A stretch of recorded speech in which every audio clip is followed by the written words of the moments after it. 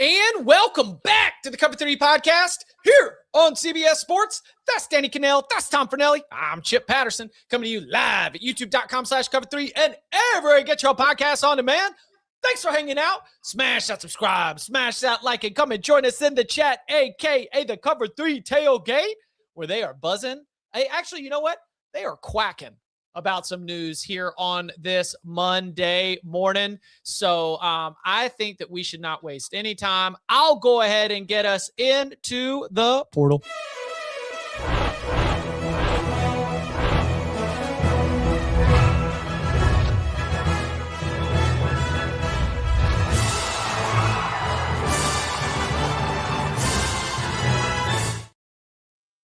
All right. News on Monday morning, former Nebraska quarterback Dylan Raiola has committed to the Oregon Ducks. Now, we might have some questions here like, okay, so are you committing to be the backup to Dante Moore? Or do we read through these tea leaves and do we see that Dante Moore? Yeah, Tom, I see your face, and everybody does at youtube.com/cover3. So, Dylan Raiola commits to the Ducks. We've got obviously a new offensive coordinator, though Drew Maringer is being promoted to the job as Will Stein will be heading off to get things started at Kentucky. Danny, does this interest you more on the what it means for Dylan, or does this interest you more on the what it means for Oregon's offense side in terms of Raiola's commitment? Both. I think both. I think they've had an incredible run of transfer quarterbacks that have given them a chance to have a national championship. Now, they've come up short of that in the playoffs, but whether it was Bo Nix, Dylan Gabriel, now Dante Moore, the expectation for Dante Moore is you're going to step in and execute this offense at an extremely high level. I guess I'm more curious as what this means for Oregon. Like, can they continue that success? So it's kind of correlated. I mean, all of it together, but it'll help. It'll be very helpful for him to have better talent around him. It'll be, he's going to have great. I mean, they're not just going to go away. He's going to have a great offensive line. He's going to have great weapons around. We don't know maybe who some of those pieces are, but I feel, and it's crazy because I saw less of Dante Moore and I felt better about it. But because of what I've seen from Dylan Raiola, I'm kind of like, we sure this is going to work? But, I mean, he's a highly accurate passer. He put up pretty good numbers. As long as he picks up the system, he should be fine, right? That's kind of how I feel about it. I tweeted it. We all know how I feel about him. I'll go into this with an open mind because of what Oregon did for Bo Nix. Now, I know Dillingham's gone, and now I know Will Stein's gone, but we have seen the Oregon offense is kind of just the Oregon offense at this point. They do what they do, and each play caller puts their own little spin on it, but it's not exactly – they're not reinventing the wheel with it. So I'll see how it goes. I don't know.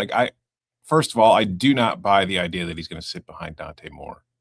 Obviously, I'm giving Dante his room here. I know Oregon has Nike money, but are we supposed to believe they're paying Dylan Raiola what it takes to get him to transfer to Oregon, and they're also going to pay Dante Moore what it takes to keep him from going to the NFL? I don't see that being a remote possibility. But this is also a situation where Raiola has transferred a lot in his entire life. He's changed multiple high schools. Now he's going to another college. He has not stuck around anywhere long enough to learn an offense. And now he's going to come in and Dante Moore came in and he sat for a year behind Dylan Gabriel. He learned the offense. So maybe he will. Maybe that is the plan. He wants to sit down and learn it. I don't know. My problem with Dylan Raiola has always been, I feel like he's trying to play 7-on-7 instead of 11-on-11.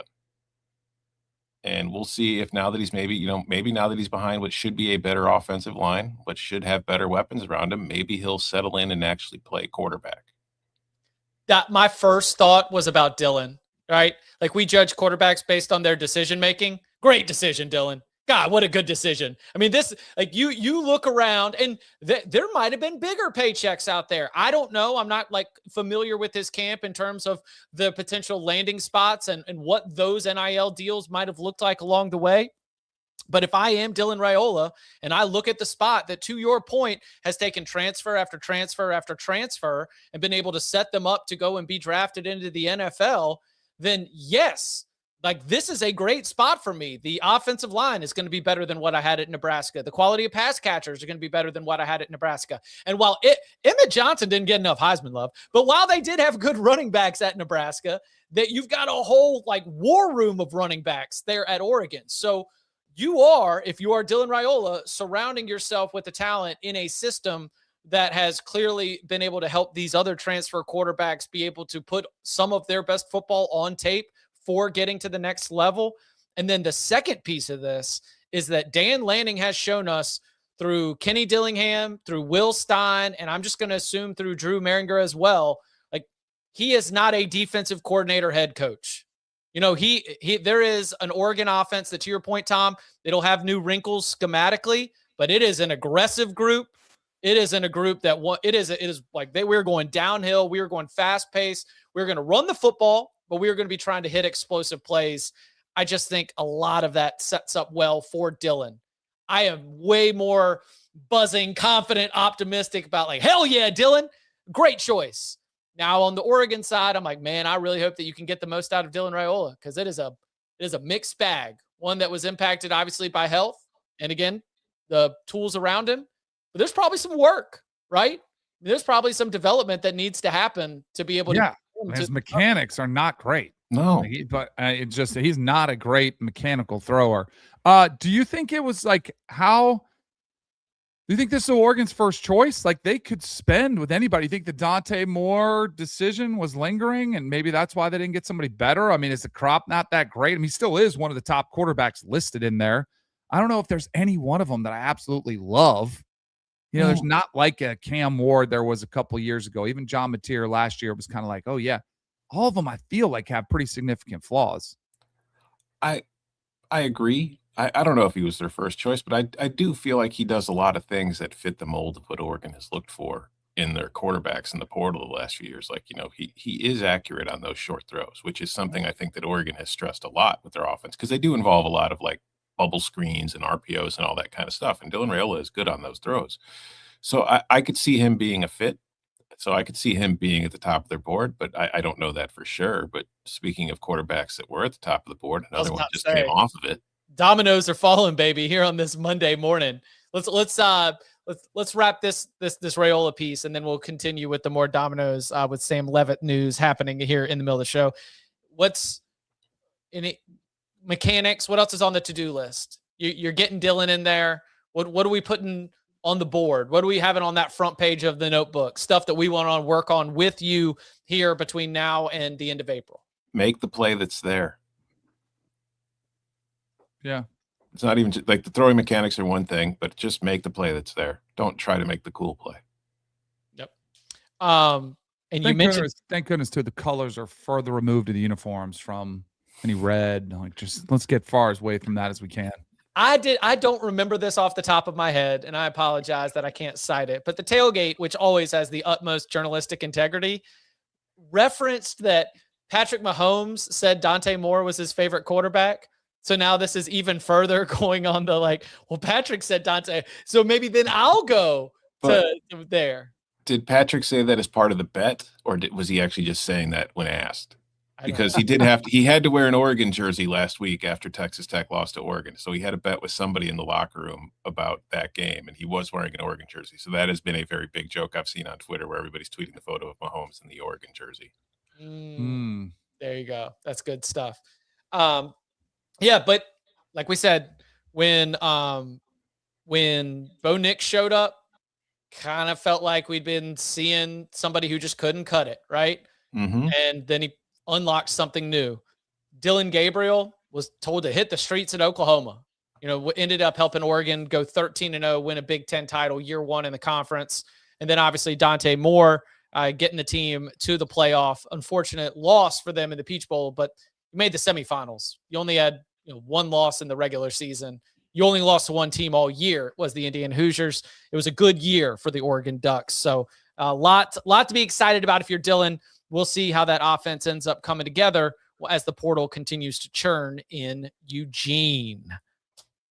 Well, coming up on the other side, breaking news here on a Monday, Sam Leavitt will be linking up with Lane Kiffin after all. How we got here, what's next, and more. Next.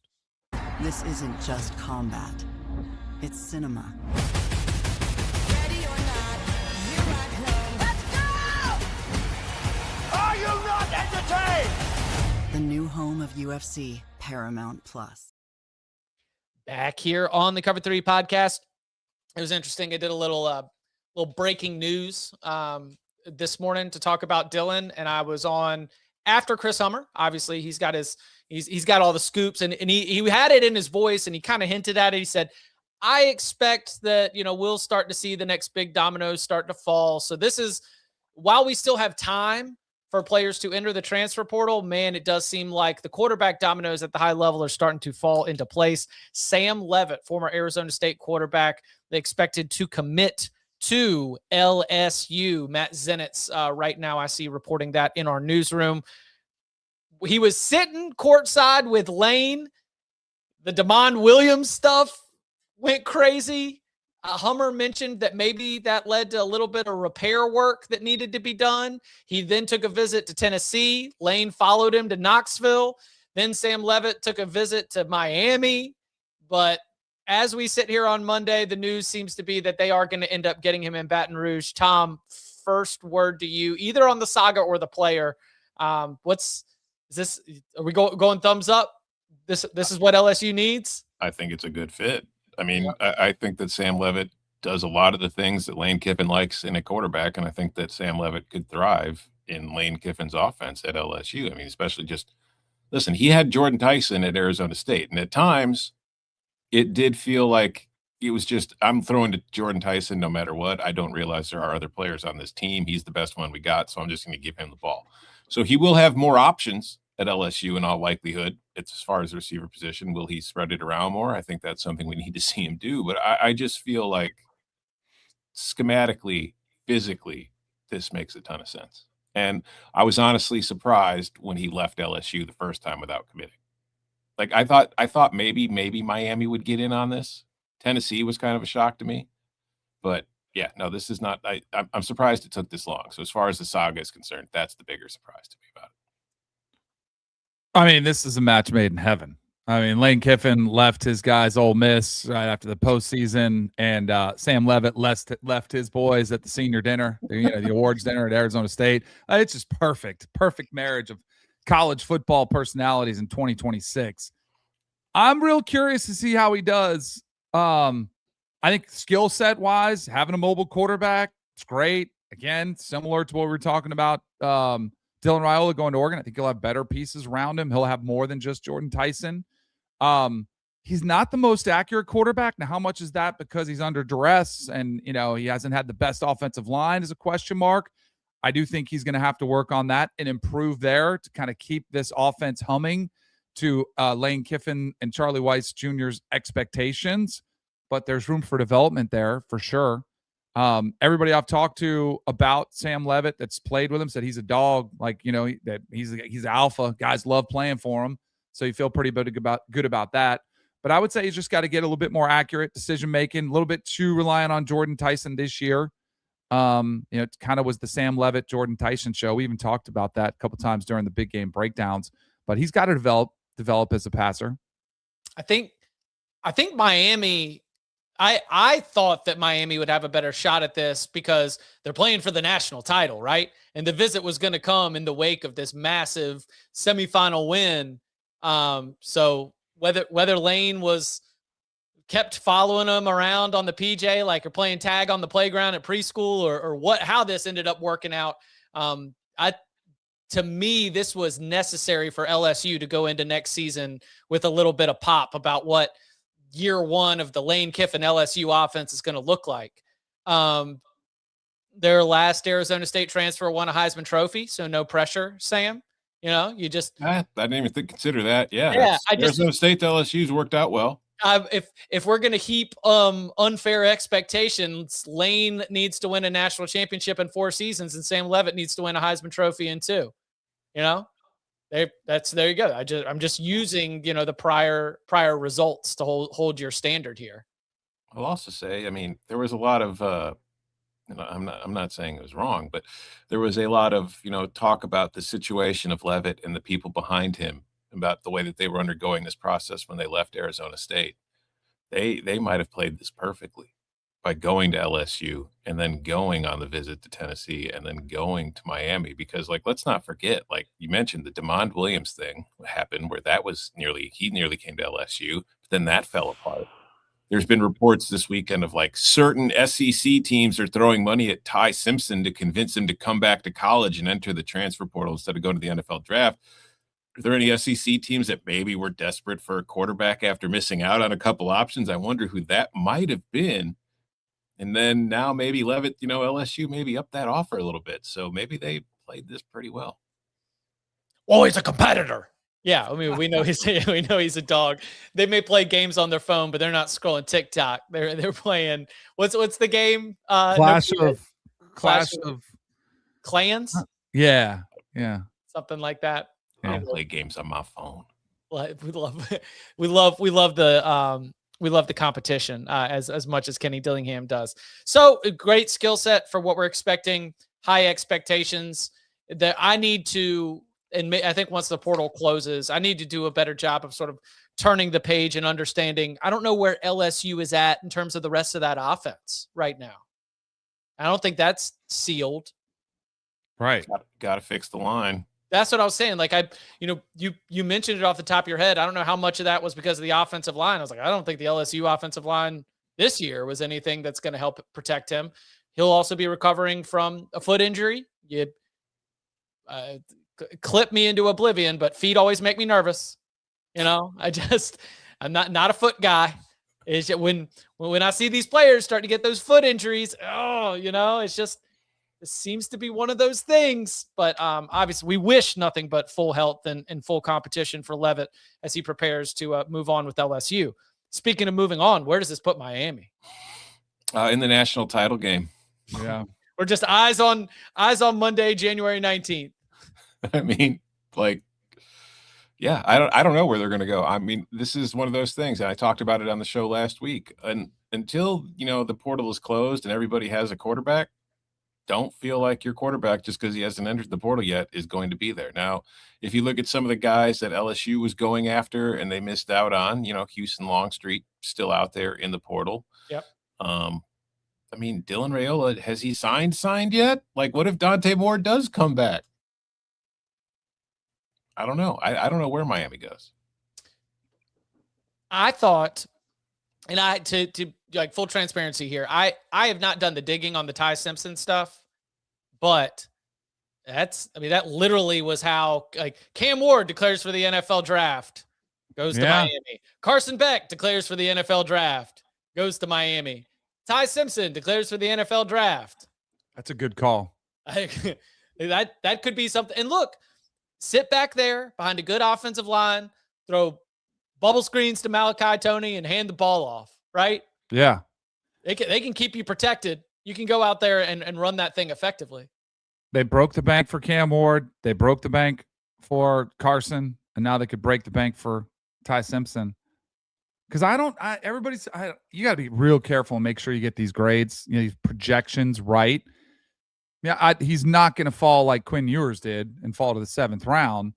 But if you can make $6 million playing in college football one more year, unless you're a top 20 pick, I don't even say top 20, I think you're better served to go to college one more year from a financial standpoint. Mm-hmm. I also think, too, like, one of the things you're kind of learning in recent years with, like, the COVID years, giving all these guys extra time and seeing guys go into the NFL and have success right away. Reps are very important. So maybe instead of going somewhere and being a backup, sitting at college for another year and getting a full season starting reps is better for you financially in the long run, too. The tailgate is mentioning a name. I could see it. But this only goes to what Tom said is until the portal is closed, because on the day that the portal opened, NC State quarterback CJ Bailey took to social media to announce that I am returning to NC State in 2026. Mm-hmm. He knew then that Miami would probably need a quarterback, right? And I don't know what else he knew or who else he talked to, I know that having NC State return CJ Bailey is huge and absolutely worth the type of investment that NC State put together to make sure that he'd be comfortable and fairly compensated. But there's 4 days left until that portal closes. Woo boy. Nervy 4 days over there in West Raleigh. But I will say for right now, I'll take CJ Bailey's own announcement that he'll be back as the current standing word and expectation for CJ Bailey next year. I think he suits up for Dave Doran's Wolfpack. Devil's advocate. Yes. Just saying you're going to be back is a hell of a negotiation tactic. Letting teams know if you do want to come get me. I don't know. I'm pretty committed to being here. Oh, I really like it. Oh, what's that? My running back just left. And these guys are leaving. Oh, I'm pretty committed to being here. 4 days left. Mm-hmm. You don't have to commit when the portal closes. Like if you want to be out there, in these streets, getting everybody whistling and catcalling. Oh, you got to be in. I mean, at the same time, DJ Lagway is quote unquote committed to Baylor while not signing anything and going on official visits to Ole Miss. It's like until the DeMond Williams thing has kind of changed the perspective a bit. It's like it feels like unless you have signed something, you ain't committed to anything right now. Miami's next quarterback might be at the championship game, like you were talking about. Alberto? I mean, Josh Hoover signed. He might be a little bit like, wait a second, I thought this was my job. I have not scouted Alberto. I think just being Fernando's brother is enough for me. You're not going to do the trick. Come on, Chip. That's no fun. I haven't scouted him, but I did talk to some people close with the program, and they said he is not as gifted. I was just like, he can be good, but he's not Fernando, which isn't a surprise. No. Unless you miss out on Eli. I mean, how many Hewards were there? Weren't there like 9 Hewards? I know one of them ended up at UNC. Well, there's a bunch of cousins. There are a bunch of cousins. There's a bunch of brothers. And then there's younger ones. And there are a bunch of Hewards. Yeah, one of them ended up as a John Bunning recruit at UNC, and he ain't like the rest of them. Much love to the Hewards. Shout out to Damon, my host on my visit to the University of Washington in high school. Oh, yeah. Wasn't that the one where did you tell him outright, I'm not coming? Yeah. I mean, it was kind of awkward at first because he's like, how awkward is that now? But I guess now you don't have as many guys competing for the job because everybody leaves. Yeah. He's like, you really come all this way out here? I was like, nope. He's like, all right, let's have fun. Oh, yeah. He's not worried about actually recruiting you at that point. No. Damon Heward, the best visit host that anybody could ever ask for. Yeah. All right, let's keep it rolling here. Let's keep it with quarterbacks. Do we think, oh man, no billable hours. Do we think that there's any chance Trinidad can win his appeal? Tom? Maybe. I don't know. I mean, my thought I said last week was the fact that they agreed to a contract that will pay him money, gives him a chance to go to court and sue the NCAA for damages that they are causing him by not giving him eligibility. The fact that it is also going to be apparently tried in Mississippi probably doesn't hurt his chances. Now, do I think that it's likely? I have no idea. This isn't anything I know anything about.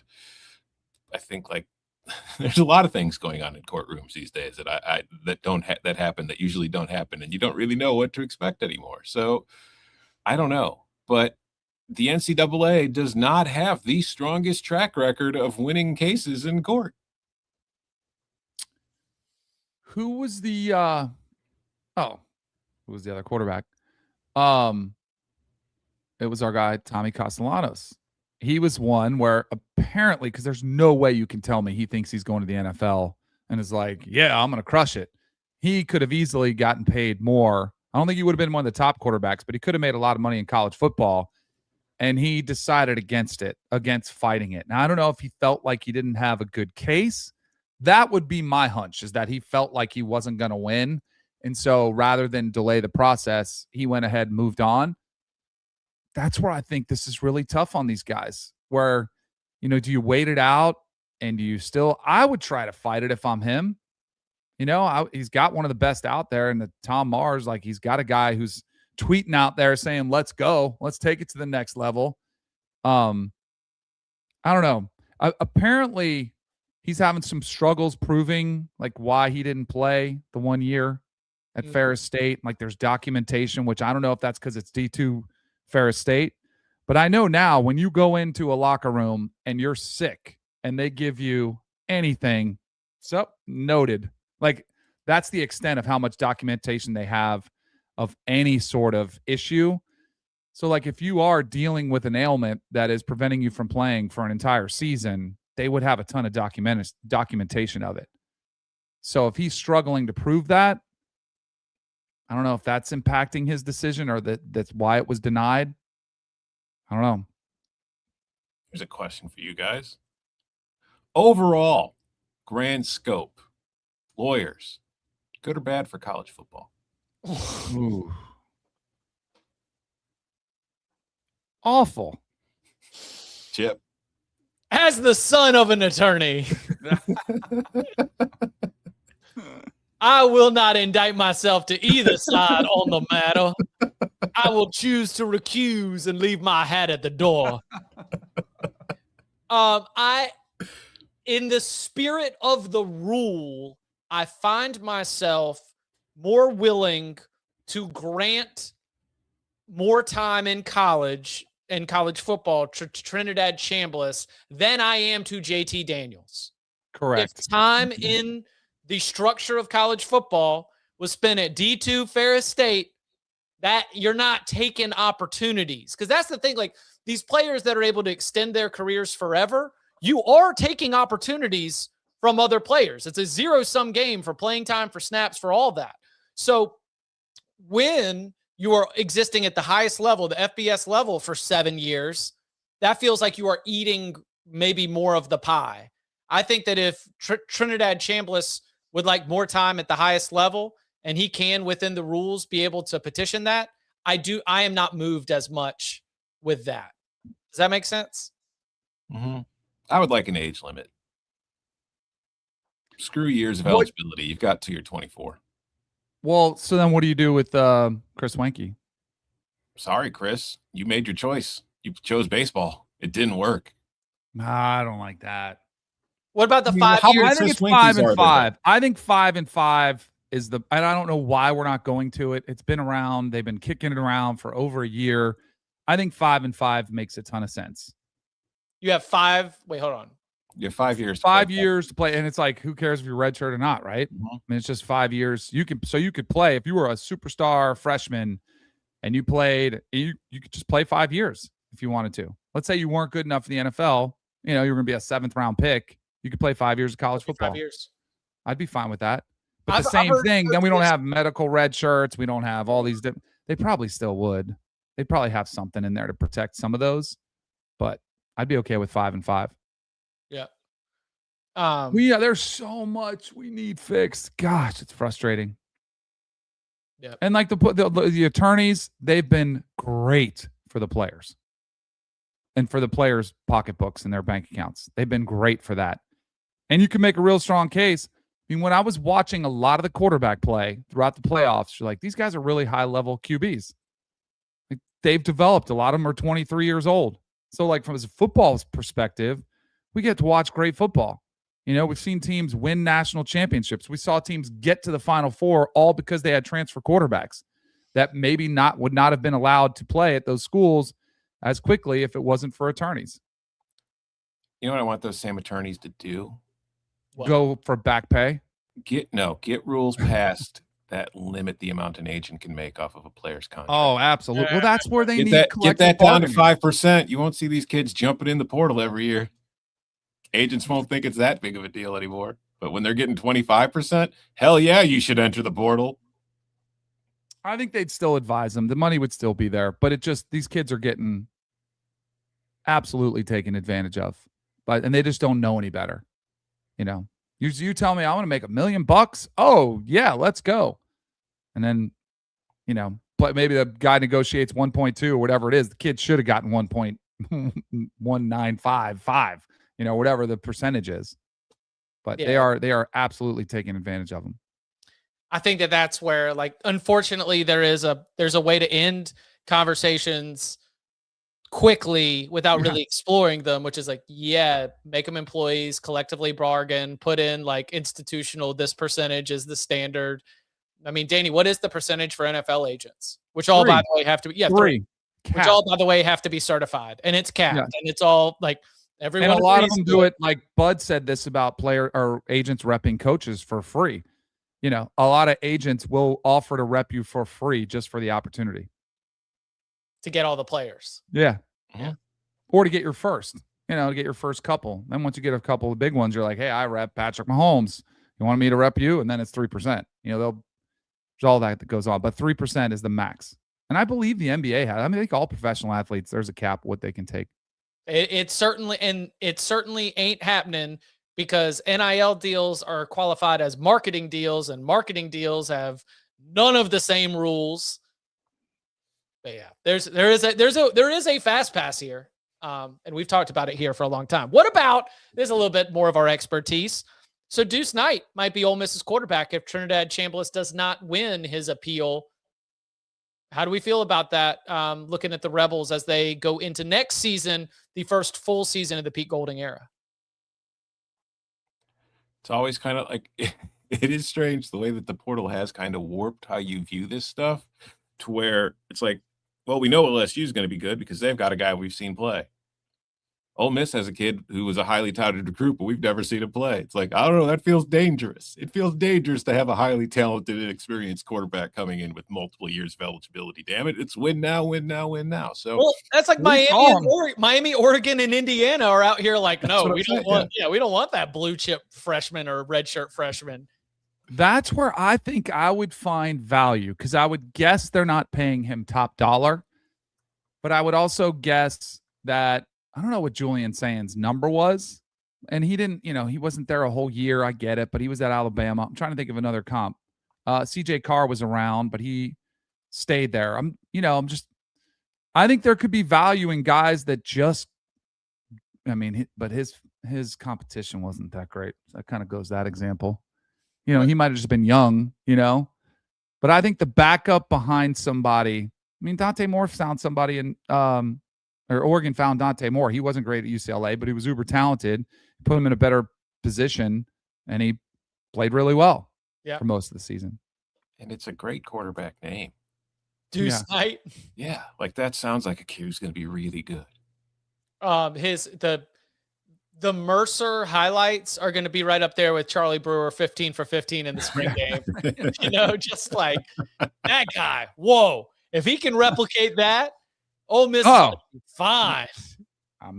It's part of that strength of schedule in the SEC. You got to stop Deuce Knight. It ain't easy. Yeah, we'll see about that. Let's see. Other okay. What about Cam Coleman? Y'all seen Texas's portal class? Yeah. They're going all in. And I would too. They're going to be the preseason favorite to win the national championship. Remember a month ago, I bought Oregon, Texas playing in the Natty. That was under the stipulation Dante Moore was coming back. I think I'm cooling on Oregon. I got to see a little bit more on Dylan Raiola. But Arch, Heisman, it's same as it was last year, except this year I actually think there's a way more validity to Texas being a favorite. And I would do it too. And Arch, out of the goodness of his heart, because he's such a charitable human being, he isn't even taking a dime out of the rev share.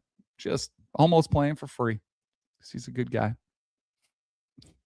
Warby Parker re-up or nah? Oh, my goodness. He's going to have Warby Parker and then some. Who's already got? Red Bull, Warby Parker. He's going to have some brand new ones next year, too. But but it makes total sense. This is what Bud's talked about for a while, what Ole Miss did a couple years ago. If you have somebody special, you do not want to waste it.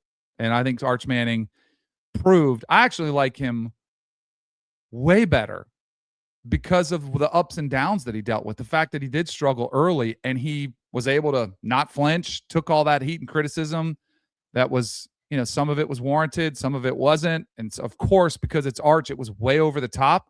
I love the way he's handled things from start to finish. And he finished with an incredible game against Michigan. I do think Texas is going to they should be the preseason favorite.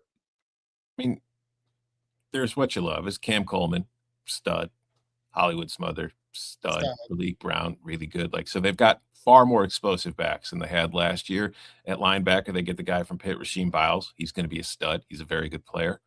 The problem is when you look at the 13 players that they have coming in, only 2 are offensive linemen, and one of them is a long snapper. Like, what was the problem with this team last year? It wasn't skill position talent. It was their offensive line sucked.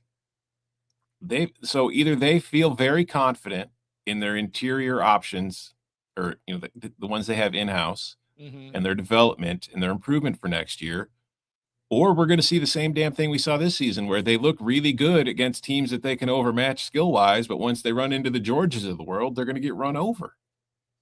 But I do love that. I mean, Cam Coleman's fantastic. Like, if you're Arch Manning and now you've got Cam Coleman to throw to along with the guys you already had, and you've got 2 explosive running backs, I mean, like, they should score a ton of points in theory, but we'll see.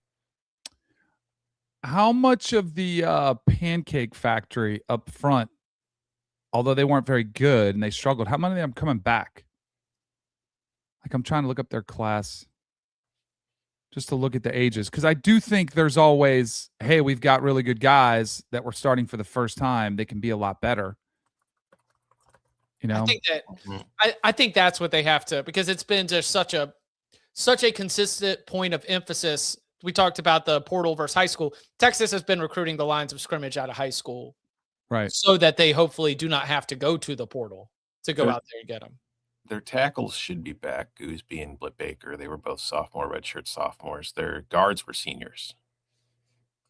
So we'll see about that one. I am not going to put Texas at number 1. When you're preseason number 1 for the first time ever, but then fall flat, I'm sorry. You gotta sit this one out. We can't put you back at preseason number 1. Wasn't that right? Am I wrong about that? It was the first time ever they were actually preseason AP number 1. Believe so. Is that right? Yeah. I believe so. I'll double check real quick. And that was the it was Danny. It was the first part of like, oh my gosh, I can't believe they've never done it. And then they come out and look the way they look, and it's like, well, see, that's why. Yeah, it was the first time. They'd been number 2 6 different times. Most recently, 2009.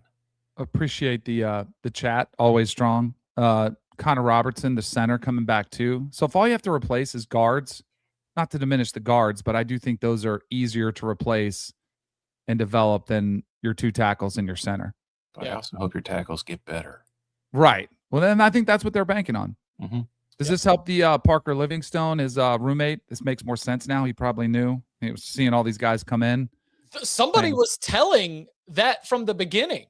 Mm-hmm. Yeah. Like I forgot which Texas beat writer it was, but it was like, according to our sources, this player who everyone loves has been told to hit the streets so they can make room for Cam Coleman.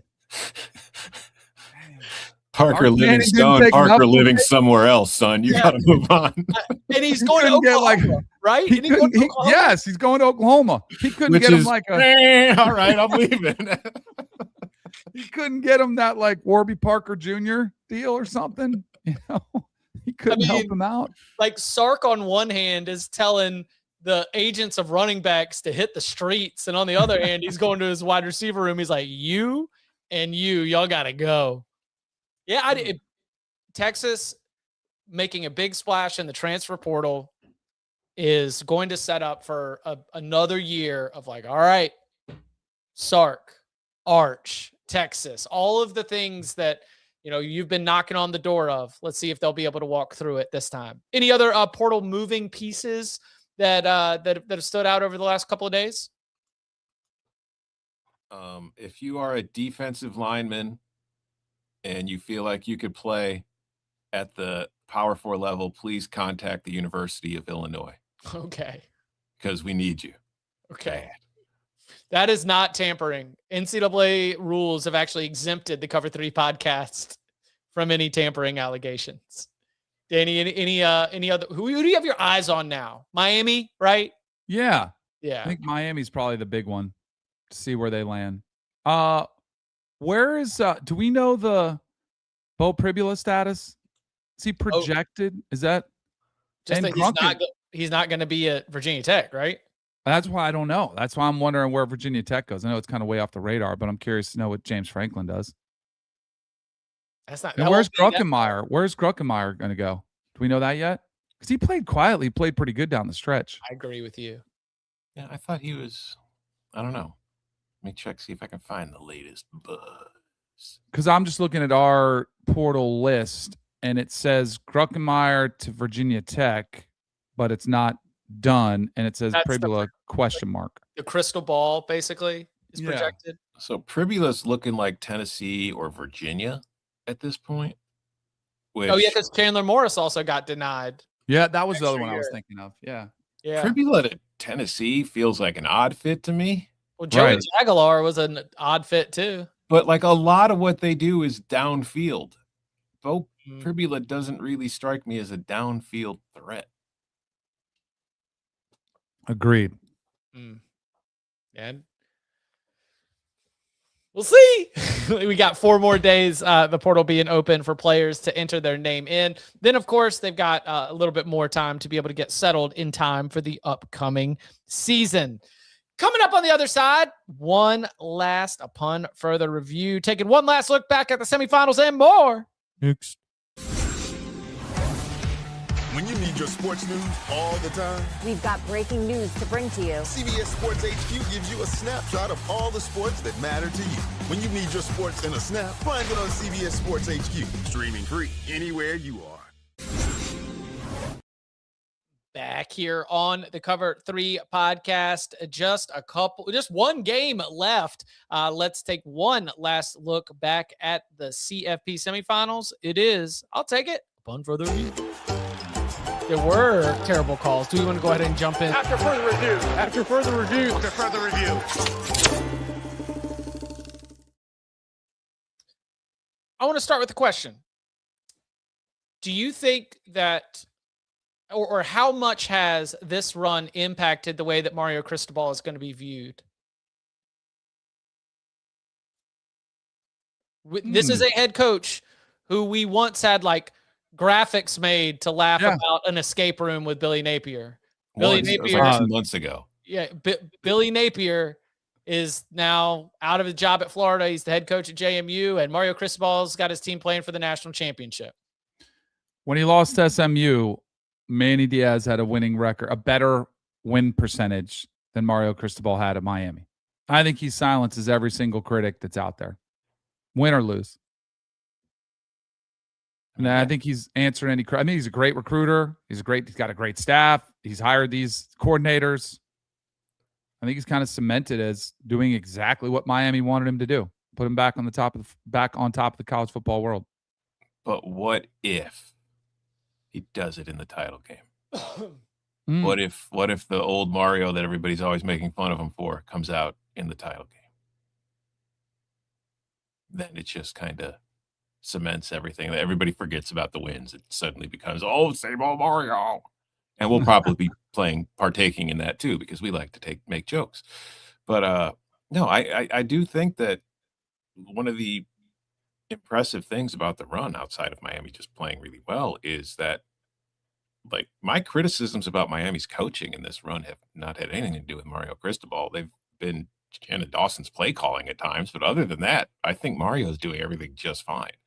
And I think that it's been a very, very master-like performance as far as building the roster. Like it took time, but this is what the time was supposed to do. And now it's paying off. And we saw the things during the regular season where Miami lost the games it's not supposed to lose. And it kind of just been like, well, there they go again. They're not doing it in this tournament against other really good teams. And like, you have to give them credit. They've got their crap together. Since dropping a couple games they probably shouldn't have dropped. There is one of the many jobs of a college football coach and coaching in general is having your team mentally prepared to be the better team on that day. It seems to me that he has done a good job of being able to press the right buttons to get this group locked in where they have not for a lot of the back half of the season. Since the SMU loss, they have not exhibited some of those classic definitions of what you might say is a poorly coached team. Now, there have been moments, right? There have been some WTF, what's going on here over the course of the last, let's see, 1, 2, 3, about, I think it's maybe 7 or 8 games dating back to early November at this point. But I mean, whether it was throttling Virginia Tech, throttling Pittsburgh, they finished like with pressing the gas down. You could have had some game management questions about kicking the field goal when it was 0-0 in the third quarter against Texas A&M. Sure. But then I thought against Ohio State, they were more mentally prepared to go out there and win that football game against the Buckeyes than the uber talented Buckeyes. So I think that in the idea and the conversation of coaching, the fact that Mario Cristobal has gotten this group dialed in for this kind of run, hell yeah. I mean, I wish Bud was here, because remember when, I think it was 2 years ago, coach rankings, Bud had Mario in the top 15 or top 10. And we were like, what? I think at the time, Mario was 12-12 as the head coach of them, or, 13-12 as head coach of the Miami Hurricanes. He's followed that up with double-digit wins, but some blown leads and disappointing losses, then double-digit wins again. And, of course, now they're sitting here playing for the national championship. In a 4-year run, Mario Cristobal has sort of guided this program through and over all of the obstacles it routinely tripped on. Now, Tom, you're right. It is possible that if this thing comes down to burning 2 timeouts in the third quarter in the first 5 minutes because things aren't organized, that you're going to be like, oh gosh, here we go again. But I have certainly changed the way that I rate, rank, and view Mario Cristobal in a big way because of the way he's gotten this team to play coming down the stretch. You know why I don't know if it kills them? Because if they lose the narrative about Indiana being the greatest team of all time, how dominant they've been, if he keeps it close and it's because he got too conservative, I think he might just get credit for keeping it close. Because of the way this Indiana team is being talked about right now. What a time to be alive. Mario deserves Coach of the Year for not getting blown out by Indiana. I'm not saying we would do that. I know, but I'm saying that would be hilarious. Yeah. Well, they only lost by 7, guys. That's the best coaching job we've seen anybody do all year. Right. I mean, Oregon should have forfeited when it was only a 10-point loss. Everyone, we can look past that.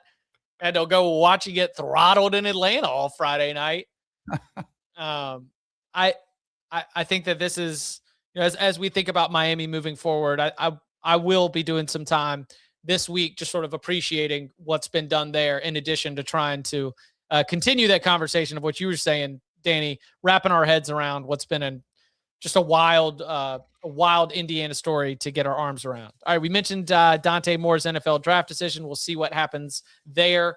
How do you think Indiana's blowout of Oregon has sort of changed the conversation around the Hoosiers? I don't think it has. Oh, I think it has. I do too.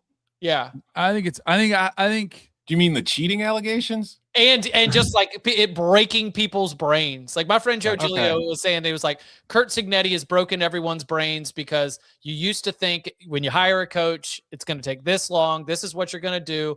And now all of a sudden Cignetti's success at a place like Indiana has every program that's ever won anything or wanted to win anything. Like, well, why can't you do what Cignetti's done? I mean, it's just, he's broken the brains of a lot of college football. And I think the nature that in which Indiana is winning has now broken the brains of like, well, they have to be hacking into the cloud system. I mean, did you hear that they've got an assistant with a cybersecurity background? Oh my gosh, it's Connor Stallions all over again. Oh my God. Did you know they intercepted they had an interception on the first drive against Purdue?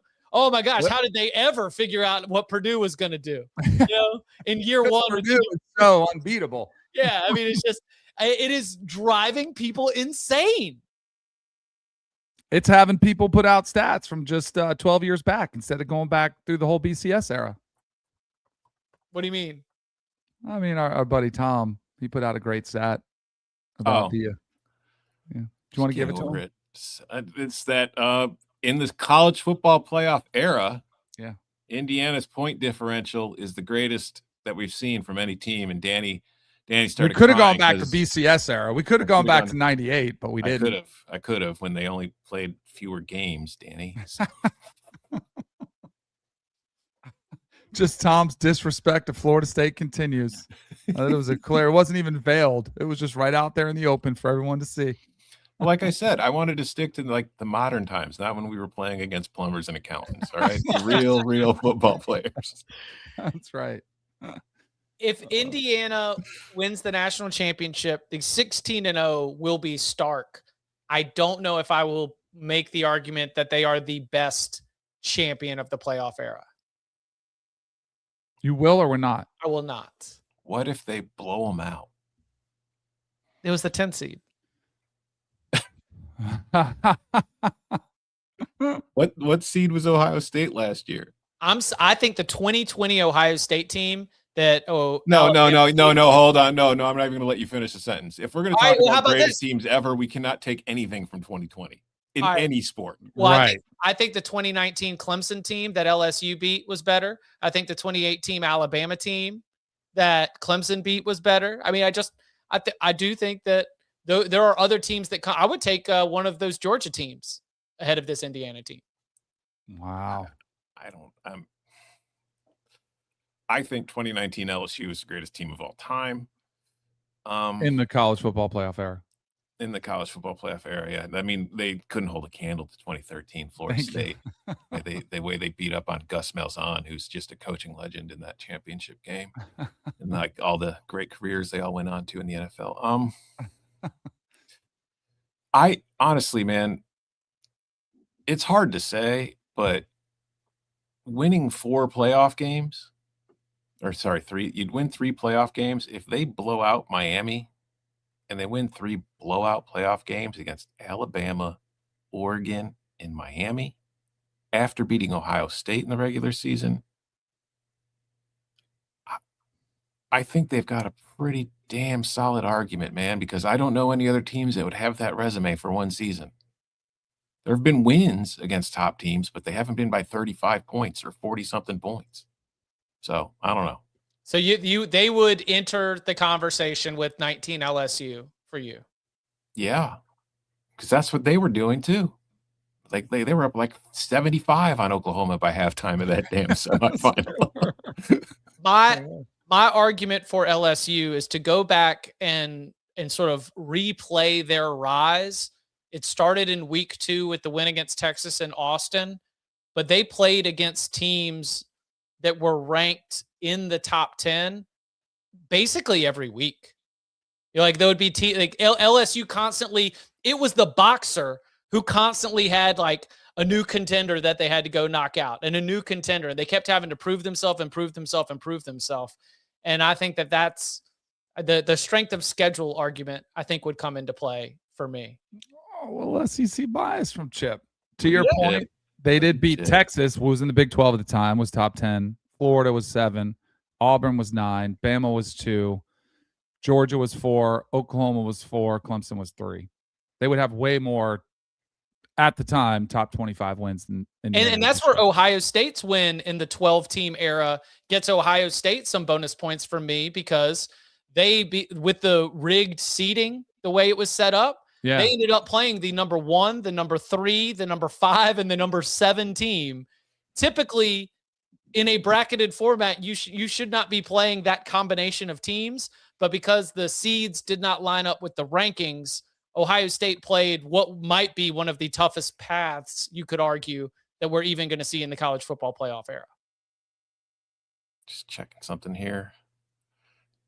And this is not a perfect metric. I'm just using it for this conversation that we're having. If you go to College Football Reference, the SRS rating for Indiana's 25.35. Yeah. 2019 LSU is 25.8. I know that's according to those metrics, gap's not that wide. No, but look at all of the teams that have won over the last 10. The difference between 25.3 and 25.8 is significant. Mm-hmm. Half a point among the champions of the SRS it's a decent gap. They'd have 2022 Georgia ahead of Indiana, but not 2021 Georgia ahead of Indiana. But again, that will change depending on how the title game goes. How much of this to be impacted over time too from NFL draft picks? We'll see if this Indiana team they'll clearly have some NFL players on it, but the amount of talent that was on that LSU offense was pretty And that's what person. also, like, then we get into the semantics of best team versus the best collection of talent, where, Right. if you're able to throw out all the gold jackets from an 0-1 Miami team, then yeah, you might not see that. But Indiana deserves its own place at the table for what the team was able to accomplish against its opponents in the context of the given season. I'm just happy the Bears had to play the Packers and not the Hoosiers. I'd have been nervous against the Hoosiers. But not against the Packers. You were never nervous. No. Not for Never. 1 second. Got witnesses. Unless the Bears are down 3 scores at the start of the fourth quarter, I don't get nervous. It was 21-3 at halftime. I know, but that wasn't the start of the Wasn't fourth nervous. quarter, was it? Nope. I got demoted on the list of Tom's favorite Tar Heels. You did. Ben Johnson jumped me. Mm-hmm. I mean, that was always inevitable. Let's be real. I don't know, man. You were hanging on out of loyalty. I mean, the feeling had been building for quite a while. Ben Johnson. I think that what is it? Is it the good, better, best? What's the thing Good, that better, he? best. Yep. Mm-hmm. Yeah, that's from. I believe that's from Reynolds High School in Winston-Salem. It's like he got it from his old, high school Really? football days. Yeah, so he carries a little bit of the Old North State with him, even as he's ascending to the top of the NFL coaching pyramid here, leading the Bears into the playoffs. So yeah, congratulations to your Bears, Tom. Thank you. It was an exciting Saturday night there in Soldier Field. All right, we will be back on Wednesday, where, among other things, we'll be giving you our inside the matchup look at the college football playoff national championship. That's right, big game breakdown, plus latest portal updates and more. So come and hang out at youtube.com/cover3. And you can follow him on Twitter at Danny Kanell. You can follow him at Tom Fornelli. You can follow me at Chip_Patterson. Gentlemen, thank you very much. Thank you.